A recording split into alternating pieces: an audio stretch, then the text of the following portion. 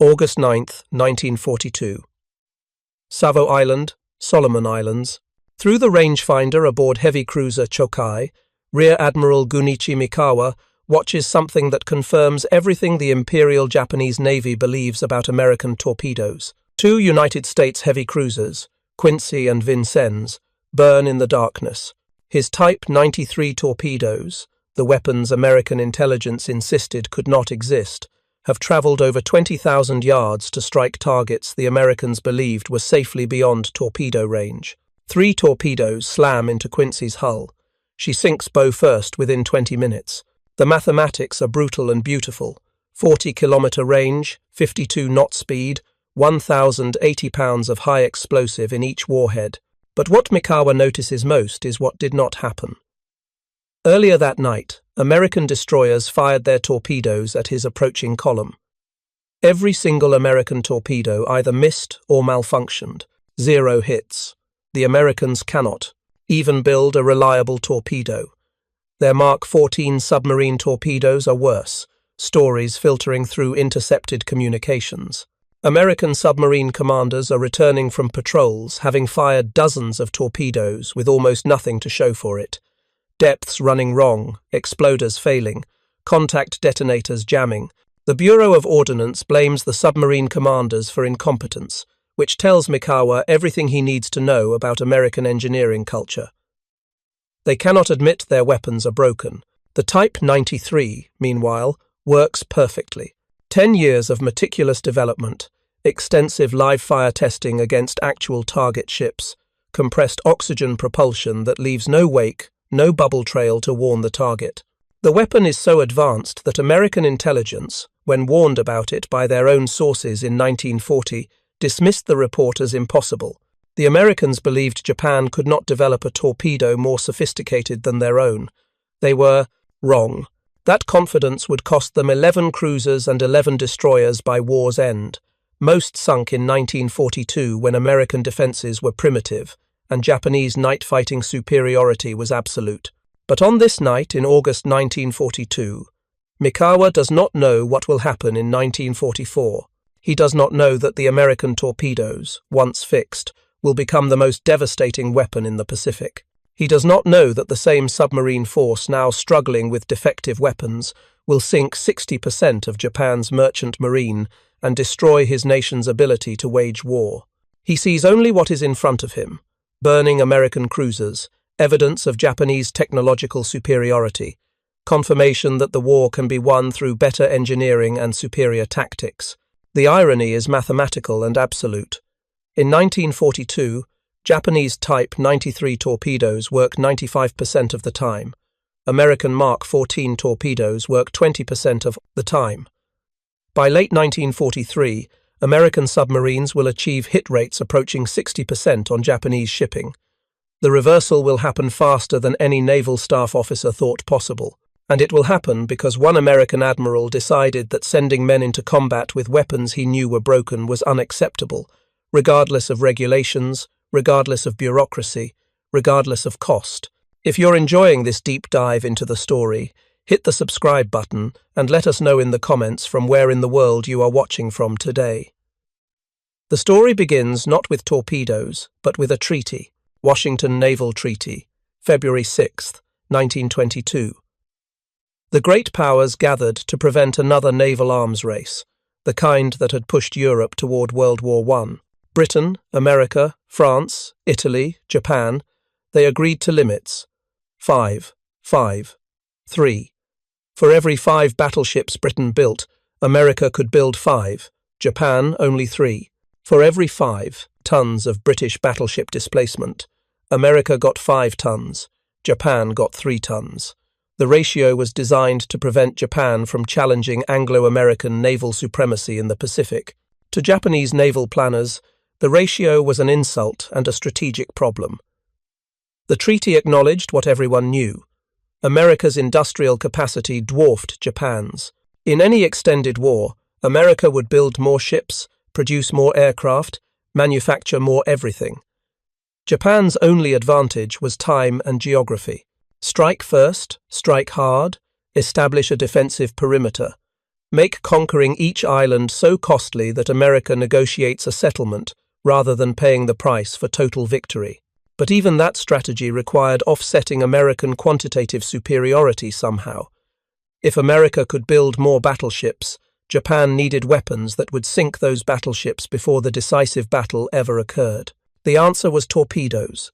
Long-range, high-speed, heavy warhead torpedoes launched, from light forces, cruisers, destroyers, submarines, to whittle down the American battle line as it steamed across the Pacific. Turn the 5-5-3 ratio into something more favorable before the climactic engagement. Development of what would become the Type 93 began in 1928 under Rear Admiral Kaneji Kishimoto and Captain Toshihide Asakuma. The inspiration was a British design, the 24.5-inch Mark I torpedo carried by Nelson-class battleships. Japanese naval attaché Lieutenant Oyagi Shizui returned from Britain in 1926, reporting that the British had developed an oxygen-based torpedo. He was slightly wrong. The British torpedo used oxygen-enriched air, not pure oxygen.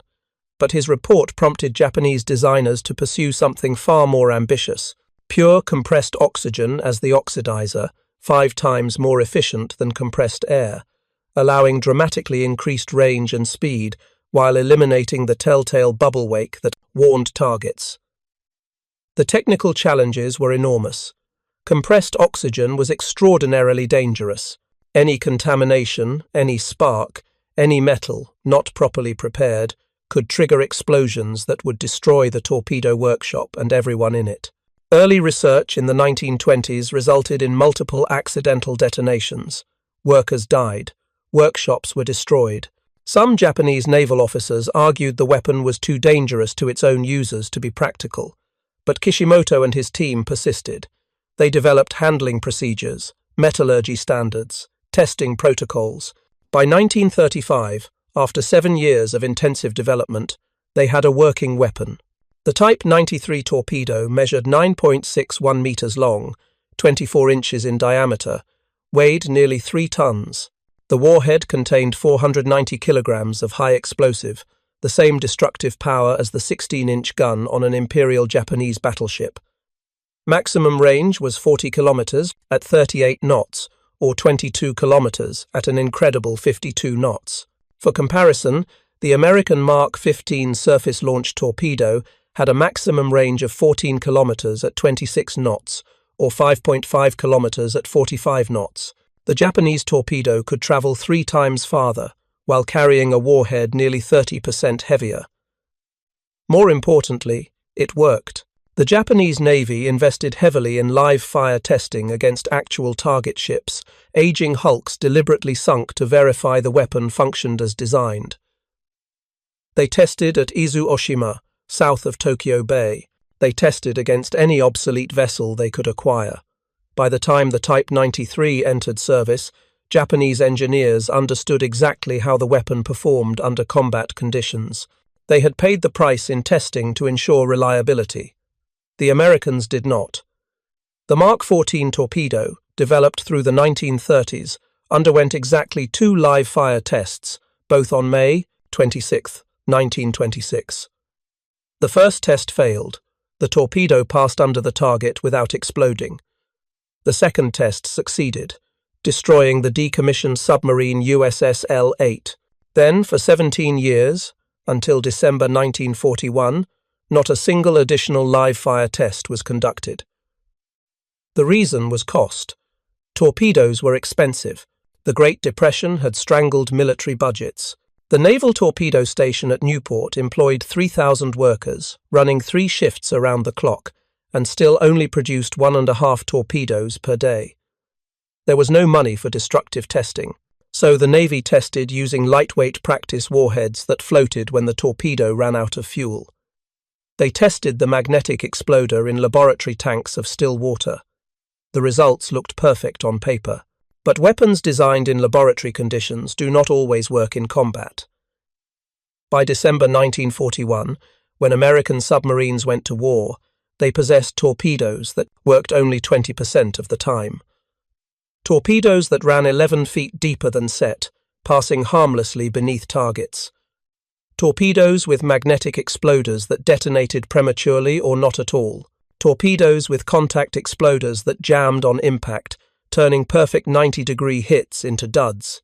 The Japanese, watching American submarines struggle through 1942 and early 1943, concluded exactly what the evidence suggested.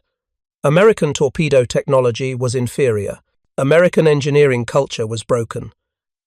The Bureau of Ordnance blamed submarine commanders for failures rather than admitting design flaws. Japanese intelligence intercepted American communications, describing the torpedo problems, the relief of submarine commanders for supposed incompetence, the refusal to conduct proper tests. The pattern confirmed Japanese assumptions about American military inefficiency. December 8, 1941. 7 hours after the first bombs fell on Pearl Harbor, Admiral Chester Nimitz ordered unrestricted submarine warfare against all Japanese shipping. The United States submarine force went to war with supreme confidence. They possessed what they believed was the finest torpedo in the world. The Mark 14, designed at the Naval Torpedo Station in Newport, Rhode Island, 20 feet 6 inches long, 21 inches in diameter, 3,000 pounds of precision machinery capable of traveling 4,500 yards at 46 knots. Each torpedo cost $10,000 in 1931 money, equivalent to $180,000 today, more than 15 new automobiles. The Mark 14's true innovation lay in the Mark 6 magnetic influence exploder, developed in absolute secrecy starting in 1922. The magnetic exploder was designed to detonate beneath a ship's keel, where armor was thinnest. The explosion would create a massive gas bubble that would literally break the ship's back. A single hit could sink a battleship. Or so the theory went. But on December 24, 1941, just 16 days into the war, Commander Tyrell Dwight Jacobs in USS Sargo fired 8 torpedoes at 2 Japanese merchant ships. 0 hits. 0 explosions. Jacobs was certain his fire control solution was perfect. He had pursued one target for 57 minutes, ensuring his calculations matched perfectly before firing. 8 torpedoes produced nothing. A week earlier, on December 14th, USS Seawolf had reported that torpedoes were running deeper than their depth settings. The commanding officer estimated the torpedoes passed 10 to 15 feet below the targets. Too deep for the magnetic exploder to detect the ship's magnetic field. Too deep for contact hits. The reports multiplied.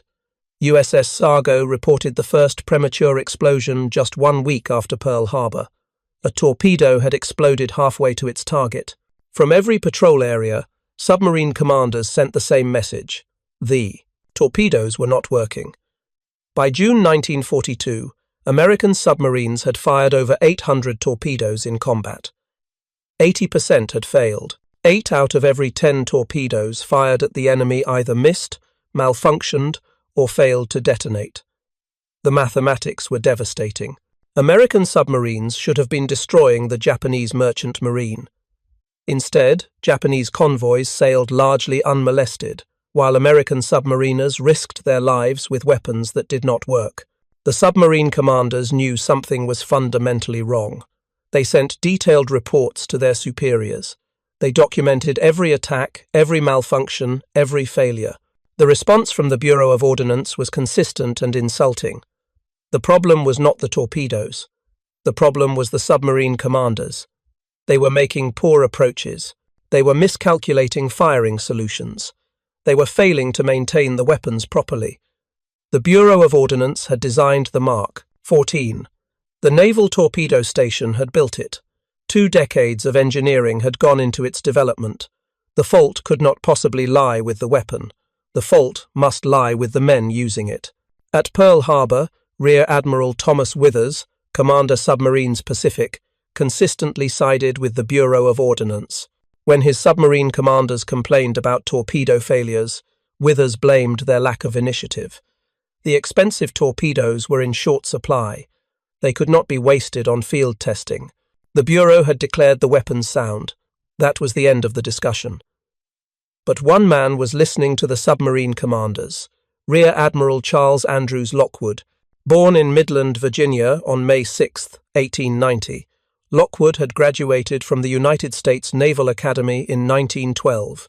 By December 1, 1914, he commanded USSA-2, the Navy's second submarine. Lockwood had spent nearly 3 decades in submarines.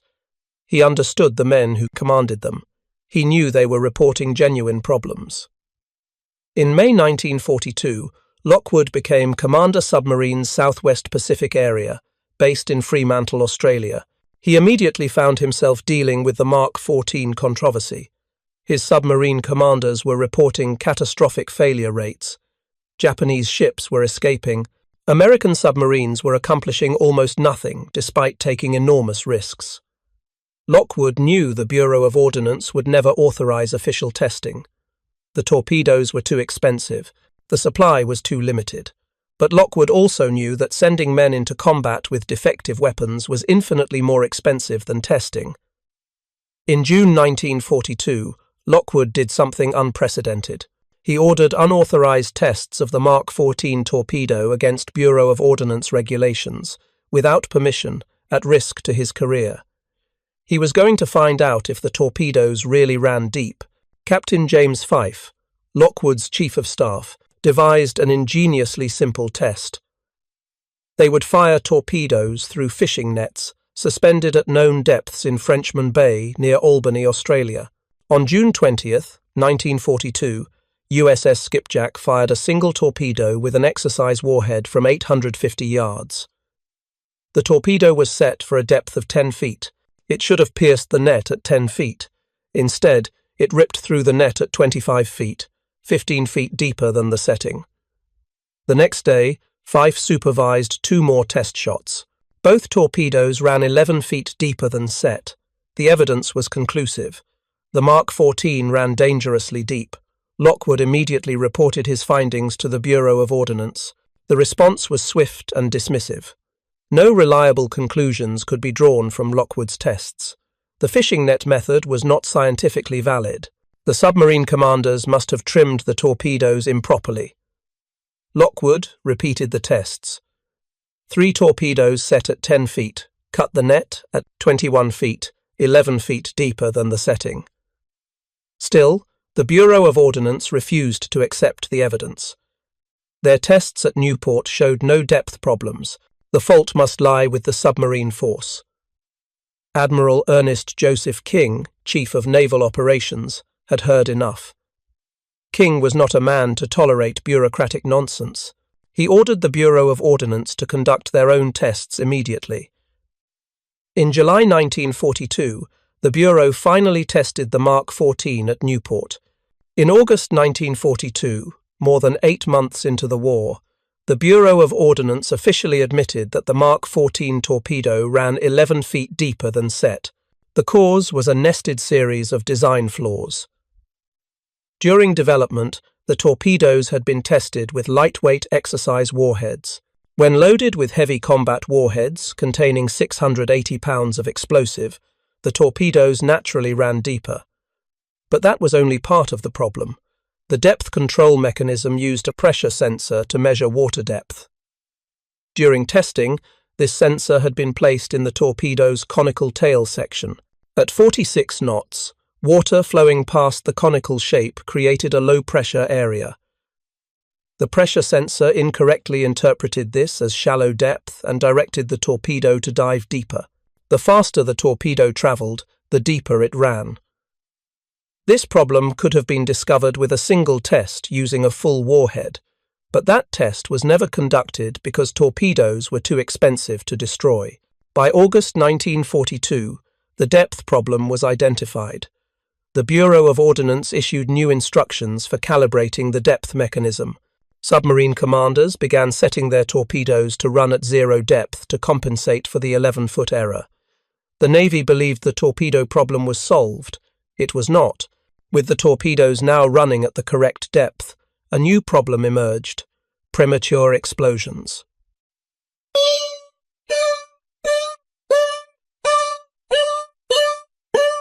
Their targets. The explosions occurred hundreds of yards short of Japanese ships. Submarine commanders watched through their periscopes as torpedoes detonated harmlessly in open water. The magnetic exploder was firing too early. On April 9, 1943, Lieutenant Commander John A. Scott in USS Tunney found himself in a perfect attack position. 3 Japanese aircraft carriers, Hyo, Junyo, and Taiyo, range only 880 yards, point-blank range for a submarine attack. Scott fired all 10 torpedo tubes. He heard 7 explosions, but none of the carriers slowed. None showed damage. All 3 continued at full speed.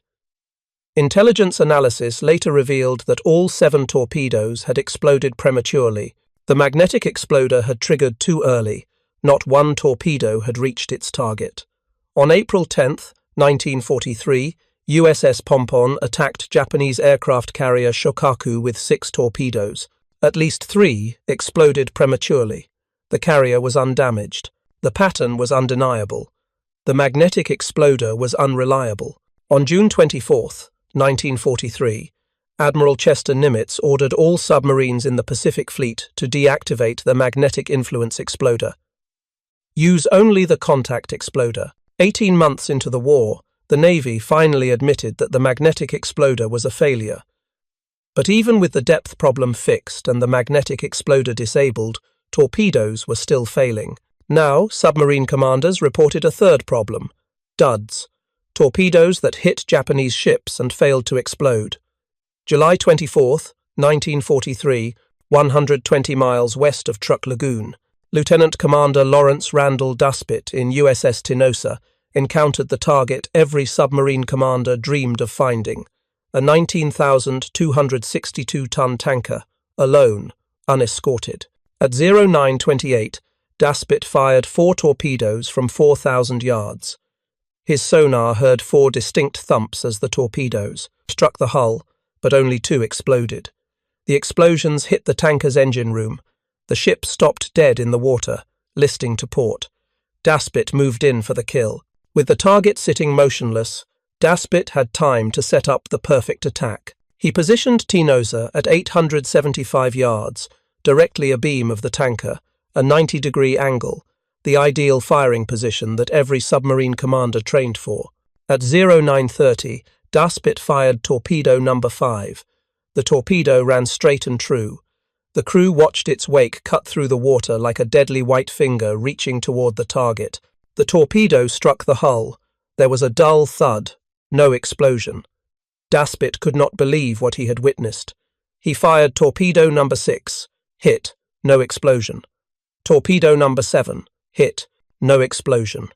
Torpedo number 8. Hit, no explosion. Daspit called his torpedo officer into the conning tower. They examined the remaining torpedoes in the tubes.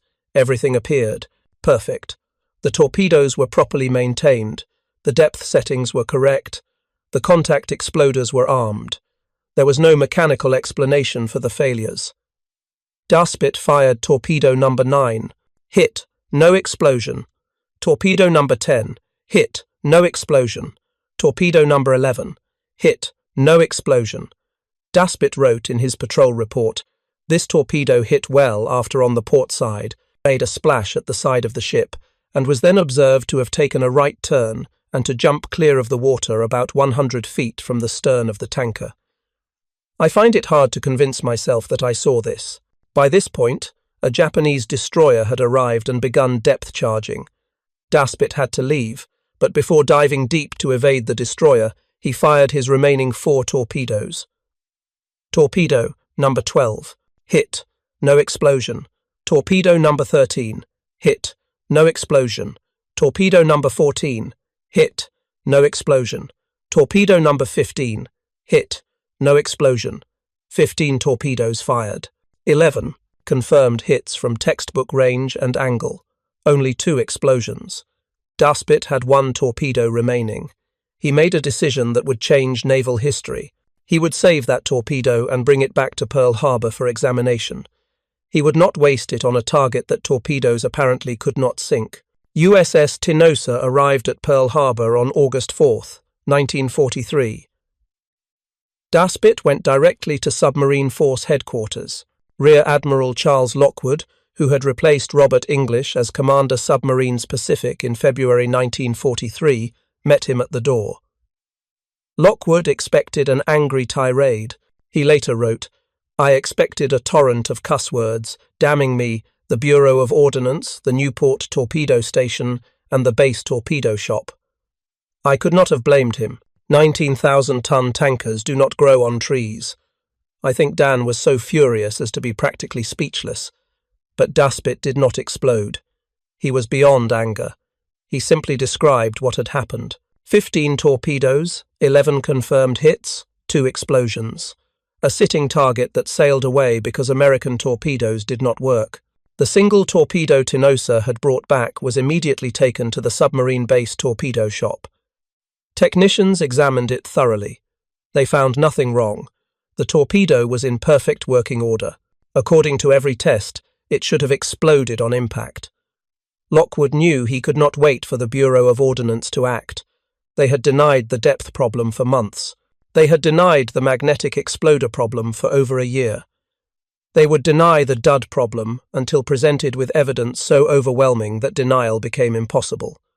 Lockwood decided to conduct his own investigation, again without authorization, again against regulations, again at risk to his career. He ordered his gunnery and torpedo officer, Commander Art Taylor, to organize live-fire tests. They would fire actual combat torpedoes with full warheads under conditions that simulated real attacks. Lieutenant Commander Swede Mommsen joined the investigation. Mommsen was already legendary in the submarine force. In 1939, he had led the rescue of 33 men from the sunken submarine USS Squalus. He had invented the Mommsen lung, a breathing device that saved countless lives. He understood mechanical systems, he understood testing, and he understood that the Mark 14 was killing American submariners. Taylor and Mommsen scoured charts of Hawaiian waters looking for the perfect test location. They needed sheer vertical cliffs that dropped straight into deep water with a sandy bottom where torpedoes could be recovered. They found the perfect spot on the coast of Kahulawe, a small, uninhabited island southwest of Maui. On August 31, 1943, USS Muskalunge fired 3 torpedoes with full warheads into the cliffs of Kahulawe. The first 2 torpedoes exploded. The third did not. Mommsen personally dove into the water to examine the failed torpedo. It was broken in 2 pieces, with the warhead split open. The warhead had not detonated. With extreme care, the crew hoisted the unexploded torpedo onto a barge and transported it to Pearl Harbor. After disconnecting the warhead, Mommsen and his technicians disassembled the exploder mechanism. What they found was shocking. The firing pin had been released from its restraint, but it had not travelled far enough along its guide rails to strike the primer cap with sufficient force to detonate the explosive. The impact of hitting the cliff at 46 knots had crushed the delicate mechanism. The faster and harder the torpedo hit, the more likely the firing pin would jam without triggering the explosion. A perfect 90-degree hit, the ideal attack angle that submarine commanders trained for, was the most likely to produce a dud. But Mommsen could not test his theory by firing more expensive warheads into cliffs. Lockwood approved a different approach. Art Taylor and supervised the construction of a test rig. They acquired a crane from the Pearl Harbor shipyard. They filled dummy warheads with sand to match the weight of full explosives. Then they dropped the warheads from a height of 90 feet onto a steel plate positioned at various angles. 90 feet was carefully calculated. A warhead dropped from that height would strike the plate at the same velocity as a torpedo travelling at 46 knots. The results were devastating. When warheads struck the plate at 90 degrees, the perfect perpendicular hit, 70% failed to detonate. 7 out of 10 duds. When warheads struck at 45 degrees, a glancing blow, only 50% failed. The oblique hits were twice as reliable as the perfect hits. The problem was obvious. The Mark 6 exploder's firing pin mechanism was too delicate. It had been designed for slower torpedoes. Impact forces would drive the firing pin sideways in its guides, jamming it before it could strike the primer. Every submarine commander had been trained that a 90-degree shot was the ideal attack. But the 90-degree shot was the most likely to produce a dud. The Navy had been teaching submariners to use the one attack angle that was most likely to fail. Lockwood immediately sent a message to all submarines in his command. Do not fire at 90-degree angles. Fire at oblique angles, 45 degrees or less. The order baffled submarine commanders. It contradicted everything they had been taught. It made attacks more difficult, but it cut the dud rate in half. The message also served another purpose. It proved to the Bureau of Ordnance that the problem was real. Submarine commanders were not incompetent. The torpedoes were defective. Lockwood knew the oblique shot order was only a temporary solution. The firing pin mechanism had to be redesigned. But the Bureau of Ordnance controlled all torpedo modifications, and the Bureau was not interested in admitting another failure. So, Lockwood took matters into his own hands. He ordered the submarine tender USS Holland to begin manufacturing modified firing pins. The solution was elegant. The original Mark VI exploder used a heavy steel firing pin block. Under high-impact forces, this heavy block's inertia would cause the firing pin to jam. Lieutenant E.A. Johnson, under Taylor's supervision, designed a lighter firing pin block machined from aluminum alloy. The aluminum came from an unlikely source. Propellers from Japanese aircraft shot down during the attack on Pearl Harbor. The irony was not lost on the submariners. They were fixing American torpedoes using metal from Japanese planes. Johnson also developed an electrical firing switch as an alternative to the mechanical firing pin. Both solutions worked. Both were relatively simple to manufacture. On September 30th, 1943, USS Barb departed Pearl Harbor on patrol with 20 torpedoes, all equipped with the modified aluminum firing pins manufactured aboard USS Holland. The results were immediate and dramatic. Barb's torpedoes worked. By mid-October, Holland had produced enough modified firing pins for all submarines departing on patrol. Nearly 2 years into the war, the United States Navy finally had a working torpedo. The transformation was immediate. In 1942, American submarines fired 1,442 torpedoes and achieved limited success.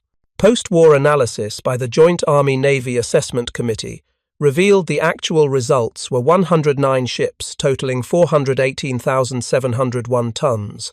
In 1944, with working torpedoes, American submarines sank 492 ships, totaling 2,387,780 tons.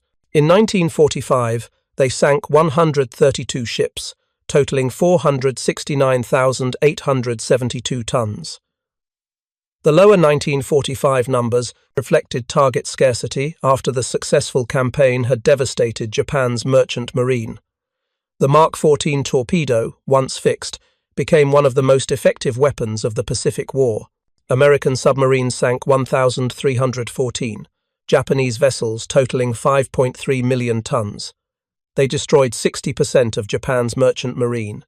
They strangled Japan's supply lines. They sank 8 aircraft carriers, 1 battleship, and 11 cruisers. They accounted for 55% of all Japanese shipping losses. But this success came at a terrible cost. The submarine force suffered the highest casualty rate of any branch of the American military. 22% of submariners who went on patrol never returned. 52 submarines were lost with all hands. 3,505 officers and men died. Many of those deaths occurred in the first 2 years of the war when torpedoes did not work. How many submarines were lost because their torpedoes failed at critical moments? How many submariners died because they had to make multiple attacks on targets that should have been destroyed with the first salvo? How many Japanese ships escaped to sink American vessels because submarine torpedoes were duds?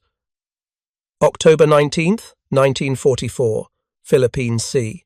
Vice Admiral Takeo Kurita stands on the bridge of super battleship Yamato, watching the horizon through Zeiss binoculars.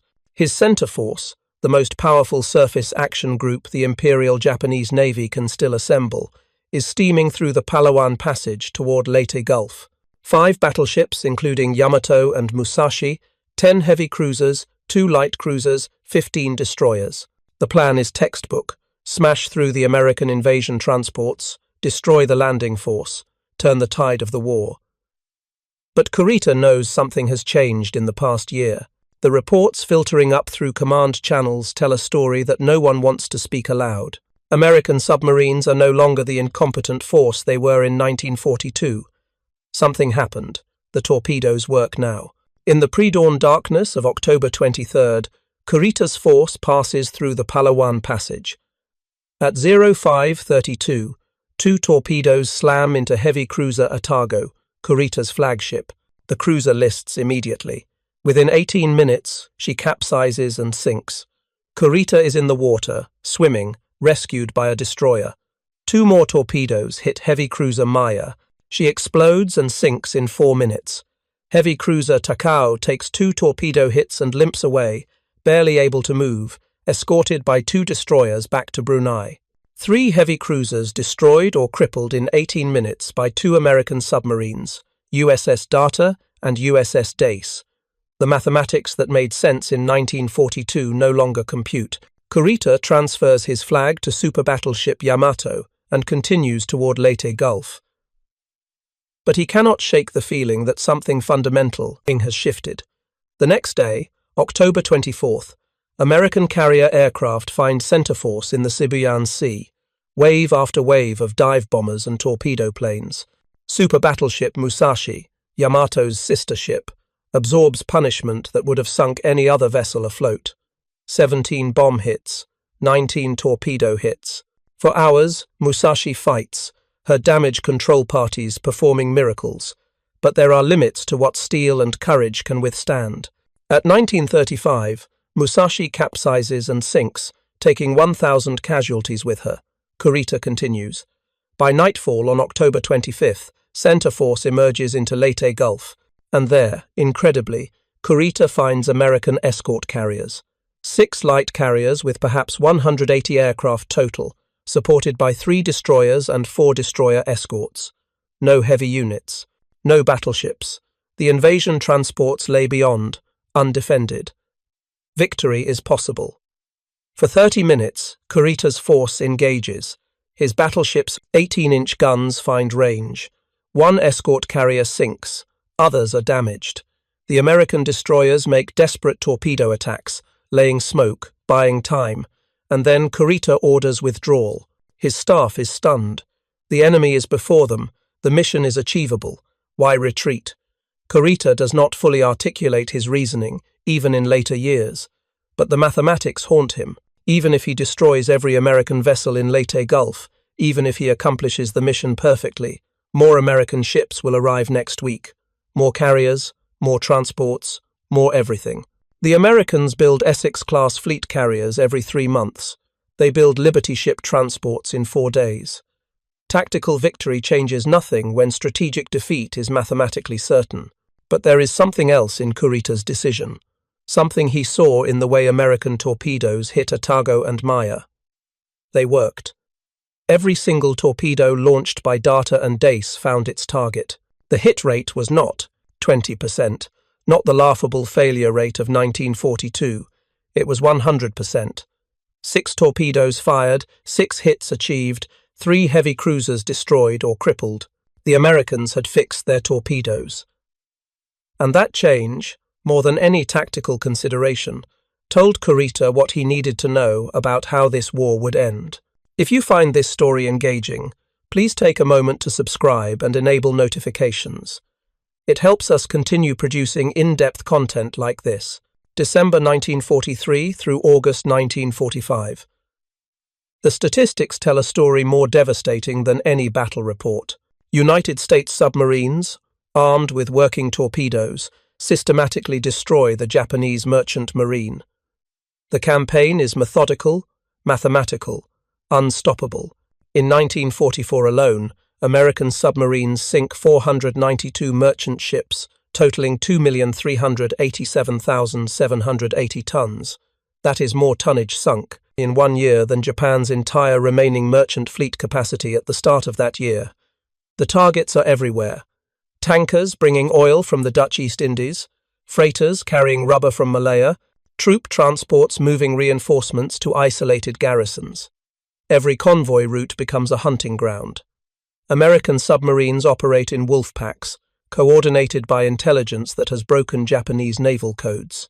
They know where the convoys will be. They know the routes, the schedules, the escort patterns. And now they have torpedoes that work. The Japanese response is inadequate by design. Japanese naval doctrine never prioritized anti-submarine warfare. Destroyers were built for offensive operations, for torpedo attacks against enemy battle lines, not for escorting merchant convoys. Even as the submarine threat grows catastrophic, the Imperial Navy cannot shift resources fast enough. There are not enough destroyers. There are not enough patrol aircraft. There is not enough sonar equipment. The industrial base that America uses to produce destroyers faster than submarines can sink them does not exist in Japan. By January 1945, the Japanese merchant fleet has been reduced to less than 1/4 of its December 1941 tonnage. The mathematics of supply and demand become impossible. Oil from the Dutch East Indies cannot reach Japanese refineries. Iron ore from China cannot reach Japanese steel mills. Food from Korea and Formosa cannot reach Japanese cities. The home islands begin to starve. Industries shut down for lack of raw materials. The military cannot fuel its aircraft or feed its soldiers. The human cost is measured in multiple ways. American submarines sink Japanese ships carrying prisoners of war, though submarine commanders have no way to know the cargo. Japanese merchant sailors die by the thousands, their vessels torpedoed without warning in accordance with unrestricted submarine warfare doctrine. Japanese troops on isolated island garrisons, cut off from resupply, starve to death or die from disease. The submarine campaign creates suffering on a scale difficult to quantify, but from the American strategic perspective, the campaign achieves exactly what it was designed to achieve. It strangles Japan's ability to wage war. It makes continued resistance mathematically impossible, and it does so with a weapon that, for the first 2 years of the war, was the most spectacular engineering failure in American military history. The irony is absolute. The Mark 14 torpedo, designed to be the most advanced weapon of its kind, nearly lost the Pacific War through institutional incompetence and bureaucratic pride. Then, once fixed by officers willing to bypass regulations and conduct unauthorized tests, it became the single most decisive weapon in defeating Japan. Lieutenant Commander Richard O'Kane exemplifies both the triumph and the tragedy. Commanding USS Tang, O'Kane achieves legendary success in 1944. His third war patrol is one of the most devastating American submarine deployments carried out against Japanese shipping.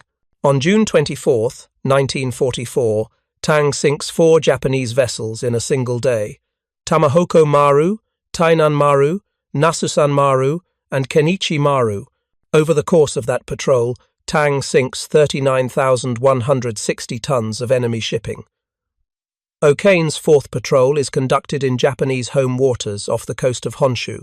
Tang continues to demonstrate what American submarines can accomplish with working torpedoes. Multiple ships sunk, enemy convoys disrupted. But on October 24, 1944, off the coast of Formosa, O'Kane fires his final torpedo of the patrol at a crippled Japanese ship. The torpedo malfunctions. It circles back toward Tang. O'Kane orders emergency maneuvers, trying desperately to avoid the rogue weapon.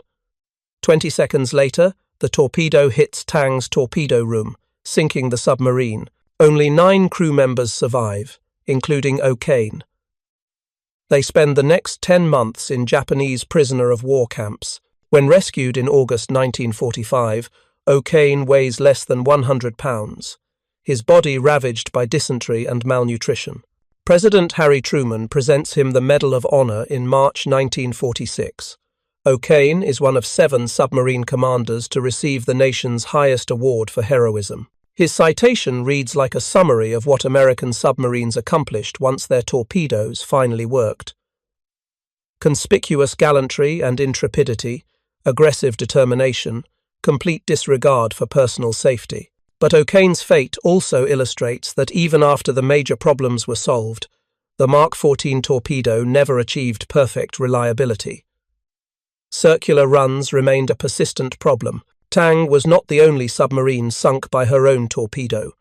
USS Tullibee went down in March 1944, likely from a circular run.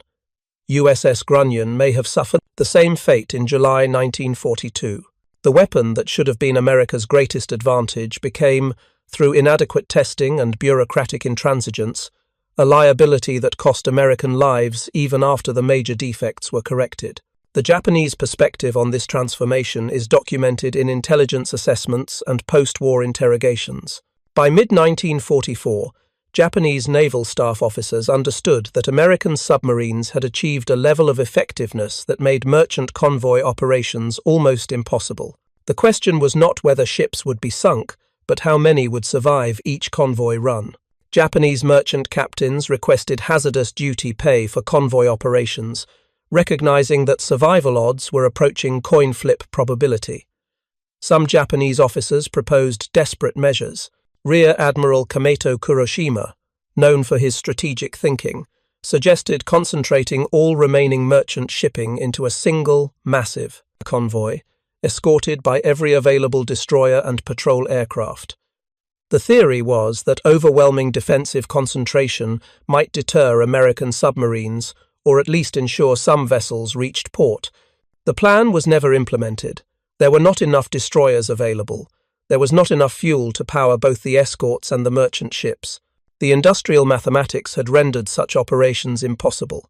Other Japanese officers looked at American torpedo effectiveness and drew different conclusions. If American submarines could achieve such success with torpedoes, perhaps Japan should develop similar weapons. This thinking led to the Kaiten program, manned torpedoes, human-guided versions of the Type 93 Long Lance designed for suicide attacks against American ships. The first Kaiten attack occurred on November 20, 1944, against the American fleet anchorage at Ulithi Atoll. The attack sank the fleet oiler USS Mississinawa, killing 63 American sailors. Japanese propaganda declared the Kaiten a revolutionary weapon that would change the course of the war, but the reality was grimmer. Out of approximately 100 Kaiten missions carried out through the end of the war, only 3 American vessels were confirmed sunk: Mississinawa, a small landing craft, and destroyer escort USS Underhill. Meanwhile, 106 Kaiten pilots died, along with 846 men when Japanese submarines carrying Kaiten were sunk by American anti-submarine forces.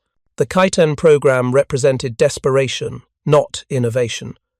It was a recognition that Japan could not match American torpedo technology through conventional means. If American submariners could achieve 60% hit rates with reliable torpedoes fired from safe distances, perhaps Japanese pilots willing to die could achieve 100% hit rates by guiding torpedoes manually to targets. The mathematics were appalling. Even perfect execution would not compensate for the industrial disparity. For every Kaiten that sank an American ship, American shipyards built 10 replacement vessels. Admiral Soemu Toyoda, Commander-in-Chief of the Combined Fleet from May 1944 onward, understood the strategic implications. In a post-war interrogation, Toyoda stated that by mid-1944, continued resistance served only to improve Japan's negotiating position for eventual surrender terms. The war could not be won. American submarines had ensured that by destroying the merchant fleet, the question was not whether Japan would surrender, but under what conditions and at what additional cost in Japanese lives. But institutional momentum and warrior culture made rational surrender impossible. The Imperial Army refused to consider capitulation while still holding territory. The Navy could not advocate surrender without repudiating its own doctrine and leadership. Junior officers who suggested peace negotiations risked assassination by military extremists.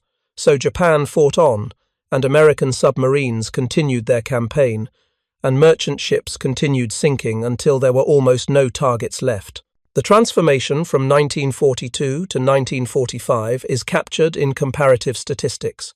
In 1942, American submarines fired 1,442 torpedoes with an overall success rate below 20%, sinking 109 Japanese ships. In 1945, American submarines fired fewer torpedoes, but sank proportionally more ships because the torpedoes worked. The hit rate increased to approximately 36% for the overall war, with individual submarines and commanders achieving much higher rates. USS Flasher, commanded by Reuben Whittaker and later George Grider, sank 21 ships, totaling 100,394 tons, more than any other American submarine. USS Tang, despite being sunk on her fifth patrol, achieved a tonnage of 31,116 tons sunk in less than a year of operations. USS Silverside sank 23 ships. USS Tautog sank 26 ships. These were not isolated successes.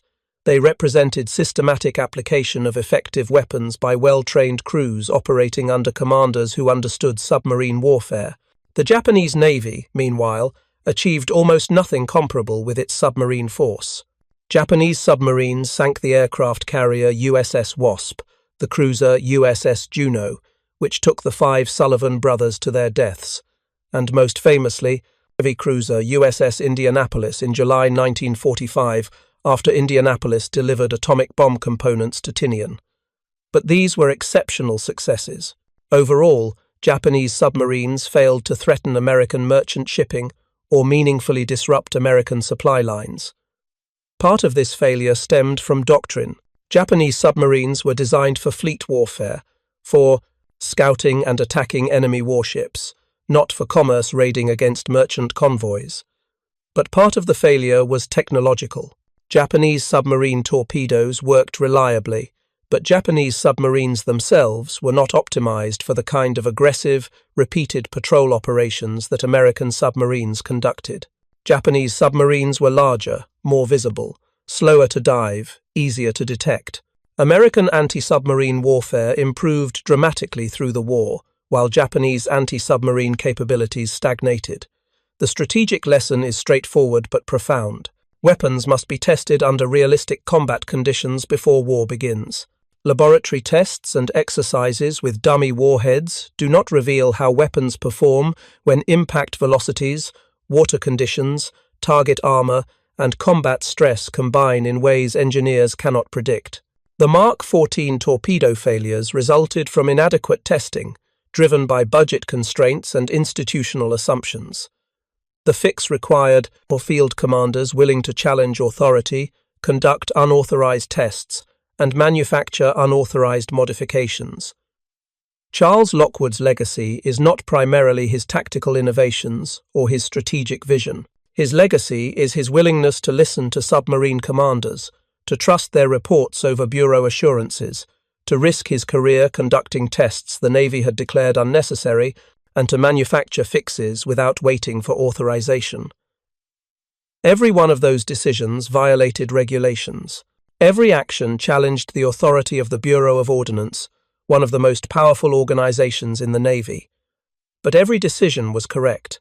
In September 1943, after the torpedo problems were finally solved, Lockwood described it as V-Day in submarine warfare. From September 30th, 1943, onward, American submarines were truly effective weapons. But Lockwood never stopped thinking about what might have been. He later wrote, "Had the torpedoes been properly tested before the war, we would have entered combat with weapons that functioned. The war would have been shorter. Many lives would have been saved." The Bureau of Ordnance never officially apologized. In their post-war analysis, the Bureau admitted that testing had been inadequate. They acknowledged that production planning had been faulty. They conceded that torpedoes were designed for meticulous small-scale manufacture that could not be scaled up for war production. The Bureau's final report stated, "Even with the relatively meager funds available in time of peace, much of the work now being done after more than a year and a half of war could and should have been accomplished years ago." That the work was not accomplished during peace or earlier during the war, or so far as the Bureau's records disclose that no one either at the Bureau or at Newport apparently questioned the inadequacy of the design without such tests, shows a lack of practical appreciation of the problems involved, which is incompatible with the Bureau's high standards and reflects discredit upon both the Bureau of Ordnance and the Naval Torpedo Station. Newport. The Chief of the Bureau therefore directs that, as a matter of permanent policy, no service torpedo device ever be adopted as standard until it has been tested under conditions simulating as nearly as possible those which will be encountered in battle. It was an extraordinary admission, but it came too late for the submariners who had died with defective weapons. The torpedo scandal revealed fundamental flaws in how the Navy developed and tested weapons. Cost considerations had overridden operational effectiveness. Secrecy had prevented the people who used weapons from understanding how they worked. Bureaucratic pride had delayed fixes for problems that field commanders identified within weeks of the war starting. The Bureau of Ordnance had spent 20 years developing a torpedo that did not work. They had refused to believe reports from the men who risked their lives using it. They had blamed submarine commanders for incompetence rather than admitting design flaws. For the Japanese Navy, the reversal was devastating and absolute. In 1942, Japanese Type 93 torpedoes represented technological superiority and tactical advantage. American submarines were ineffective, their torpedoes broken, their commanders blamed for failures that were not their fault. Japanese convoy operations continued with acceptable losses. Japanese supply lines remained functional. The war seemed winnable, if not easy. By 1944, everything had changed. American submarines with working torpedoes achieved the highest success rate of any submarine force in any war. Japanese merchant shipping was destroyed faster than it could be replaced. Supply lines strangled. Raw materials could not reach factories. Food could not reach cities. Fuel could not reach aircraft or ships. The industrial economy collapsed. The military could not sustain operations. The mathematics of victory became impossible. The transformation happened in approximately 18 months, from mid-1942, when Lockwood began his unauthorized tests, to late 1943, when American submarines finally received reliable weapons. 18 months during which Japan might have negotiated from a position of strength. 18 months during which every Japanese ship that survived should have been sunk. 18 months that prolonged the war and cost thousands of lives on both sides. The question haunts history. What if the torpedoes had worked from the beginning? If American submarines had entered the war with properly tested weapons? If the Bureau of Ordnance had not denied obvious problems for 18 months? If Lockwood had not needed to risk his career conducting unauthorized tests, how much shorter would the war have been? Conservative estimates suggest American submarines could have achieved in 1942 what they actually achieved in 1944. Japan's merchant fleet would have been crippled by the end of 1943 instead of 1945. The strangulation of Japanese supply lines would have occurred 2 years earlier. The decision to surrender might have come before the invasion of the Philippines, before the Battle of Iwo Jima, before the Battle of Okinawa, before the atomic bombs, before the Soviet invasion of Manchuria. Tens of thousands of lives, American and Japanese, military and civilian, might have been saved. The cost of not testing, the cost of bureaucratic pride, the cost of institutional resistance to admitting mistakes, is measured in years of war and countless deaths.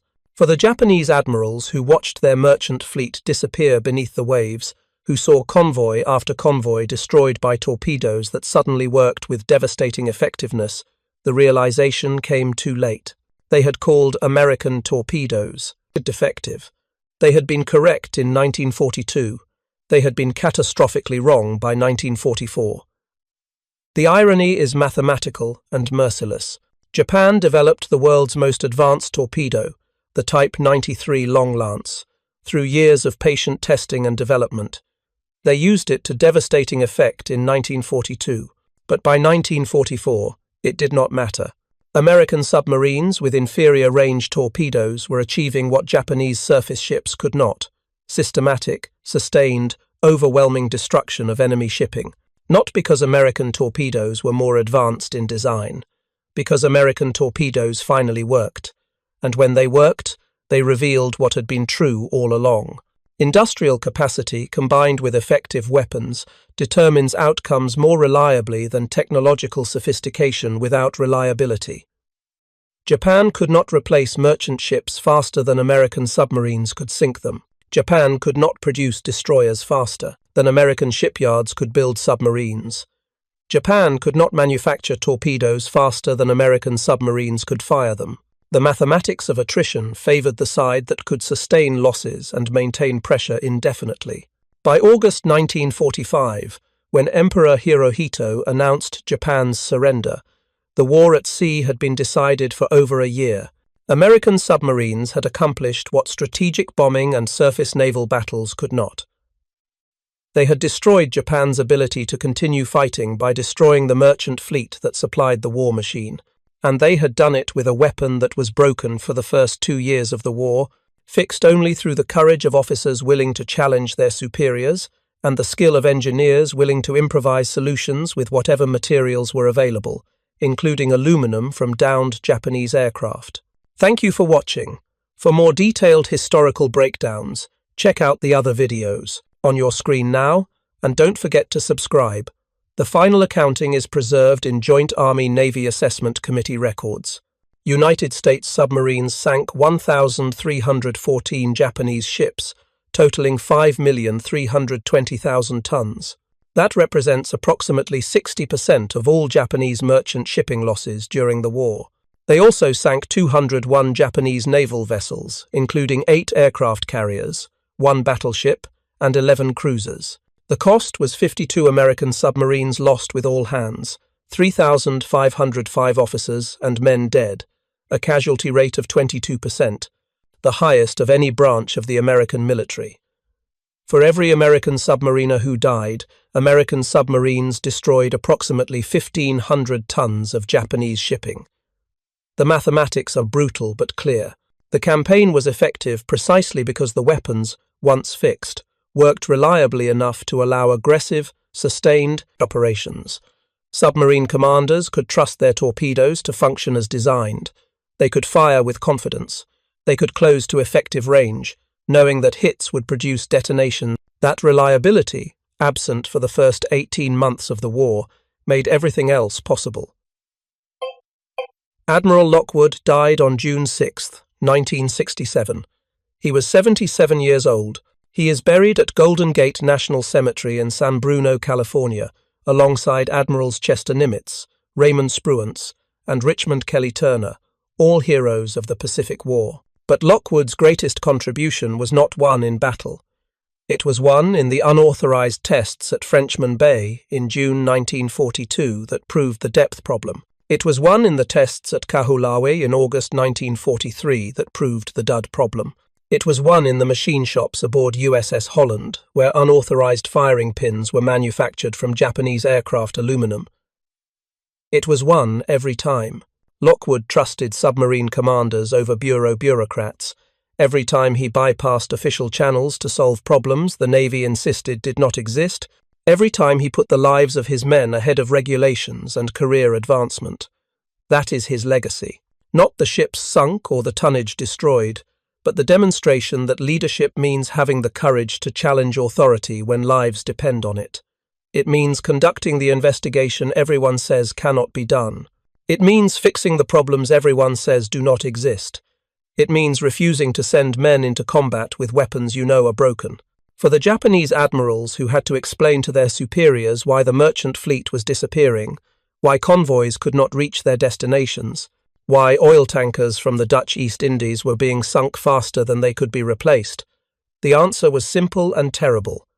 American torpedoes, once fixed, worked, and once they worked, no amount of courage or fighting spirit or tactical excellence could overcome the industrial mathematics of replacement rates and hit percentages.